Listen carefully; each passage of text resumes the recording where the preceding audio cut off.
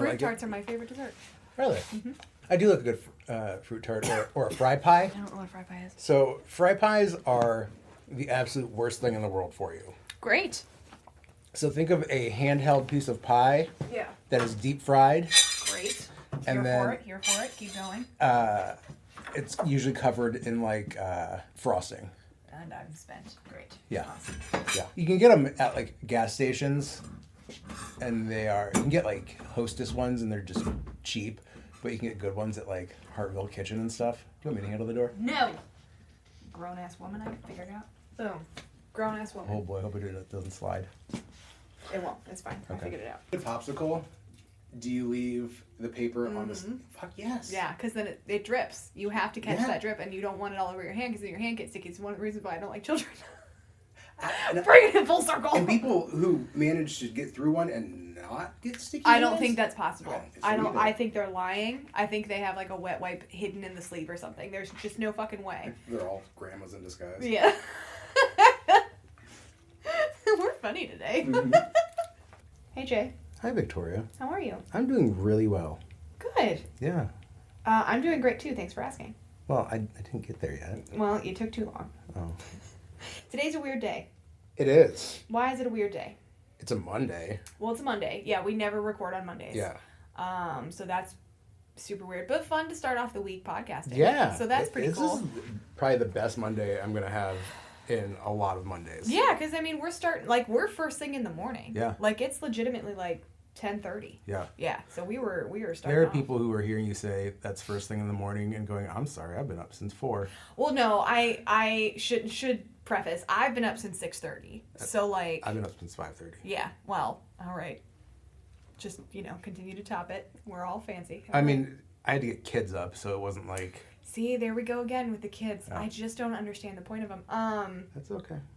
I don't either, but I've got them. But Seamus woke us up because he had to go outside. Today is also a weird day. Yes. Because we don't have pod dogs. No. Typically Mondays are my off day, and I take June to daycare so I can get some shit done. Yeah. And my mom has been asking me to take her dog Ellie to daycare as well. And Ellie, we should say, her name is actually 11 from Stranger Things, which I think is so cool. Yep. And Ellie is a beautiful collie. Yep. Stunning. Sweet dog. Oh my god, she looks just like Lassie. Like everything you would want a collie to look like. She's a stunning girl. Yeah, so we're at Jay's store. That means we're not up in Cleveland, so we don't have my kids here, Hal Jordan or Seamus, which is very sad, but so it's actually going to be like a quiet episode. Yeah, there's not going to be any weird sound effects in the background. No whining, no pause, yeah, no barking, no come here, no leave dog it. farting. No dog, oh my god. Okay, let's start here. Hi, I'm Victoria. Hi, I'm Jay. Welcome to the Scary Movie Club. Welcome to the Scary Movie Club. Burn out, burn out. I'm going to end it there so it doesn't sound like, because I do it all the time. It doesn't sound like anything. Exactly, so it doesn't sound like 007. It's not, I don't even know why you'd say that, because it doesn't sound like that at all. Because that's the way it starts. No. Nope. Doesn't sound anything like Goldeneye. Nope, doesn't sound anything like it. Don't fucking lie to me. I'm trying to help you out here, so that if we get sued... Oh.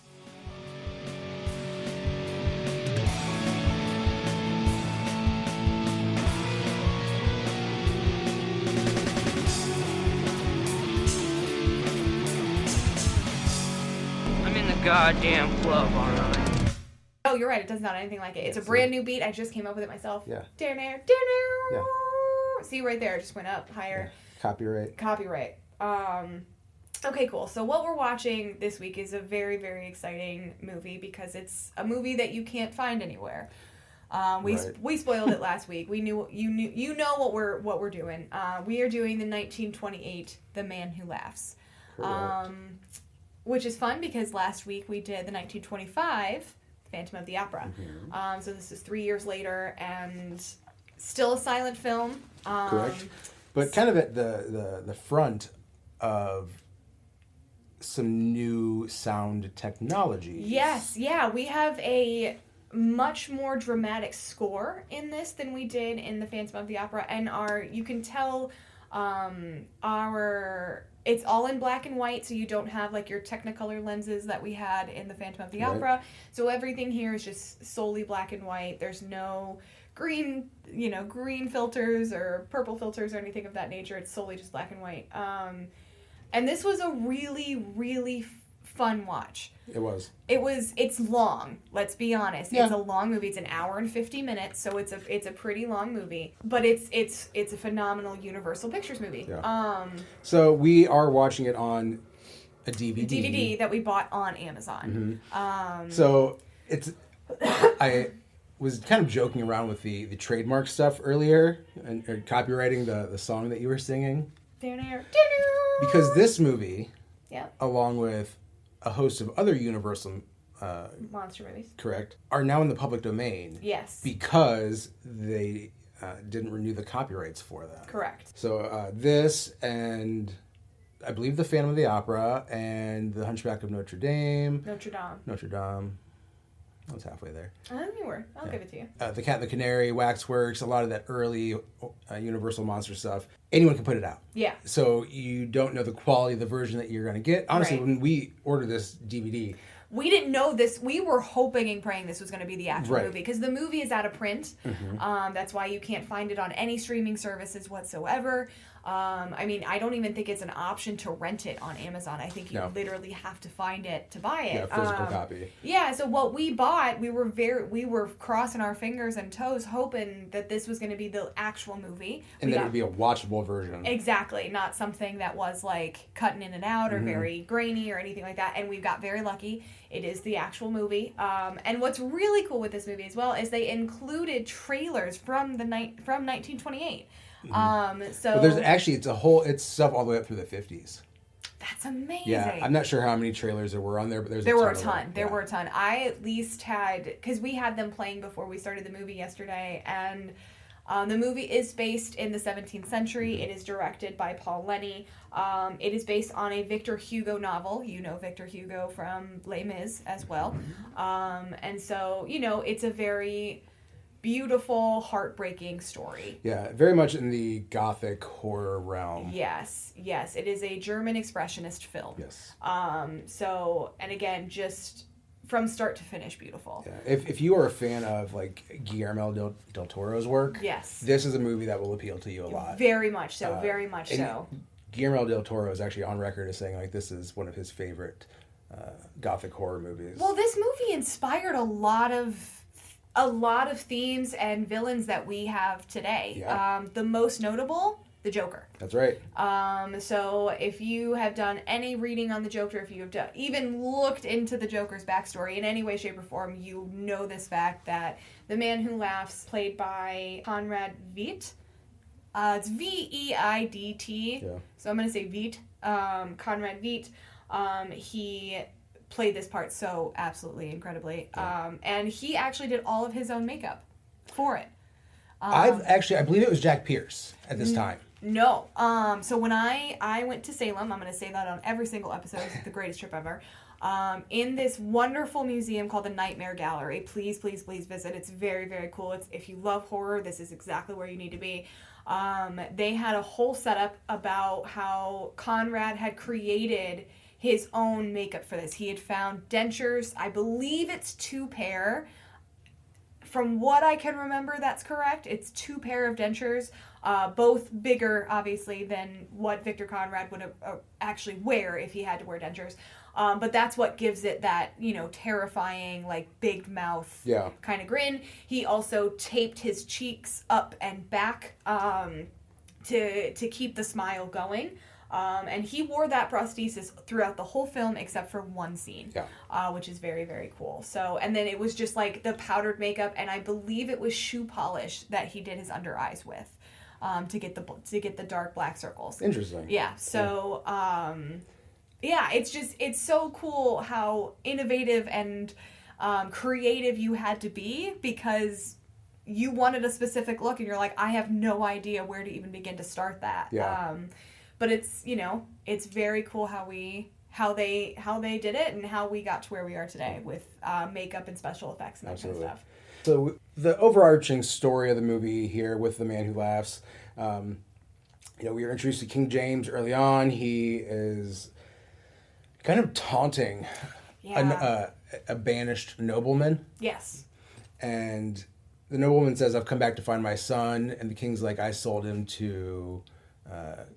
Say the word. Oh, shit.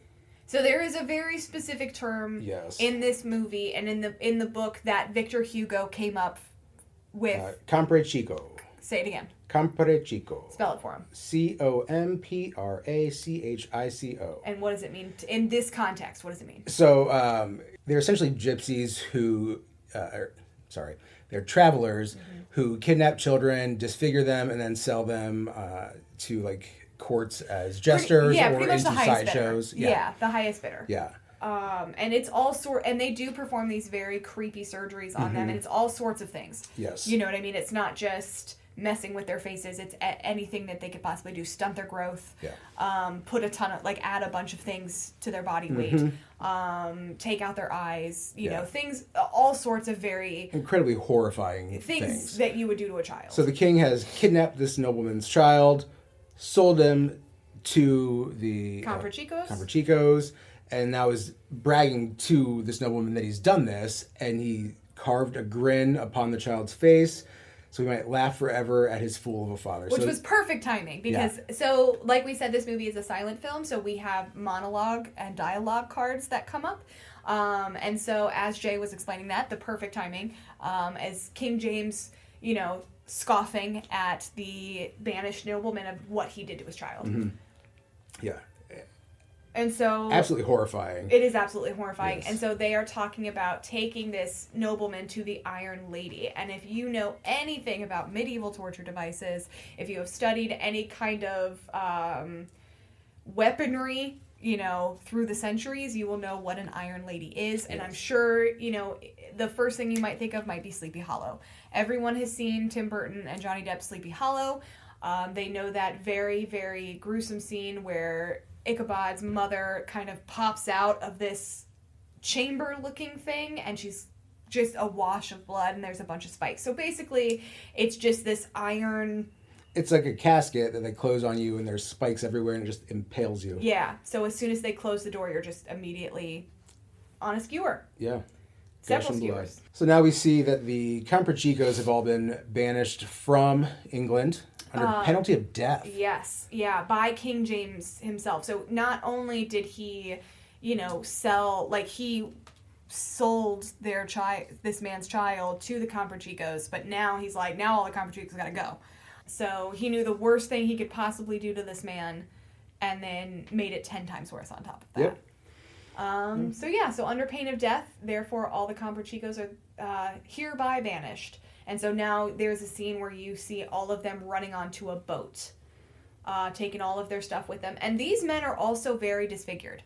There are a number of the Comprachicos that are completely disfigured. So you can tell that these men maybe were sold as children themselves and then just kind of kept the tradition alive. Or my theory on this, and it's never really, at least in the movie, you don't know. Right. But my theory on this is that the Comprachicos started experimenting on each other as well. Like, they, you know, after a bar fight or something, they would knock one of them out and go mess with their face. That's my weird theory. Yeah. No, and I think it's a fair theory. You know, they are travelers, and if they're doing something that is unsavory. I was going to say highly illegal. I think unsavory. Highly unsavory. Yeah. I think being able to alter your appearance would be useful. Yes, exactly. So now, as they are leaving, they're debating bringing the child that they've disfigured, the nobleman's son, with them. So you do follow the nobleman's son's story. Yes. His name is Gwynplaine. And so you're going to be hearing that a lot. This child's name is Gwynplaine. So the whole premise of the movie follows him. Correct. Now, I should say Gwynplaine is played by Conrad Veidt. Correct. Miss Mary Philbin, who we have, you know, this is our second film in a row with the lovely Mary Philbin. Is she the only actress who's been like a repeat in any of our stuff? I just meant for Vintage Month. I know, but still. I think so. Yeah. I don't think that, at least like big name main characters. Yes. I think she's the first one. That's kind of interesting. That is very interesting. So she played Christine in The Phantom of the Opera. In this movie, she plays, and we've been pronouncing this as Dia. Yeah, so it's spelled D-E-A. So we've been